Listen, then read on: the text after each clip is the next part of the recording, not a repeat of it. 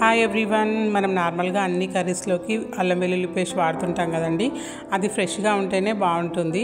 ఫ్రిడ్జ్లో పెట్టకుండా కూడా ఫ్రెష్గా ఉండాలంటే ఈ విధంగా ట్రై చేయండి. అల్లంని వెల్లుల్లిని ఈక్వల్ క్వాంటిటీస్లో తీసుకోవాలండి. ఒకటి ఎక్కువ ఒకటి తక్కువ కాకుండా ఈక్వల్గా ఉండేలాగా చూసుకోవాలి. మిక్సీ జార్లో కూడా నిండుగా వేసుకోవద్దండి. అల్లంని వెల్లుల్లిని ఒక హాఫ్ వరకు వేసుకుంటేనే పర్ఫెక్ట్గా మిక్సీ అవుతుందన్నమాట. ఇందులోకి ఒక హాఫ్ టేబుల్ స్పూన్ సాల్ట్, ఒక హాఫ్ టేబుల్ స్పూన్ పసుపు యాడ్ చేసుకోవాలి. అందులోకి మళ్ళీ మన కుకింగ్ ఆయిల్ ఉంటుంది కదండి, మనం నార్మల్గా రెగ్యులర్గా వాడే కుకింగ్ ఆయిల్ వేసుకోవాలి.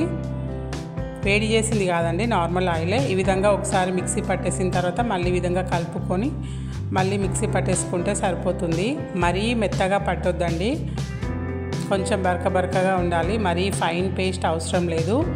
చూడండి, చాలా బాగుంటుంది. ఈ విధంగా చేసుకుంటే ఫ్రెష్గా కూడా ఉంటుంది. ఫ్రిడ్జ్లో కూడా స్టోర్ చేసుకోవచ్చు. దీన్ని మనం గ్లాస్ జార్లోకి తీసుకుంటే బెటర్గా ఉంటుంది. ప్లాస్టిక్ అయినా ఓకే, బట్ గ్లాస్ జార్ ఉంటే అందులోకి తీసి పెట్టుకోండి. చాలా ఫ్రెష్గా ఉంటుంది కర్రీస్లోకి వేసుకున్నప్పుడు.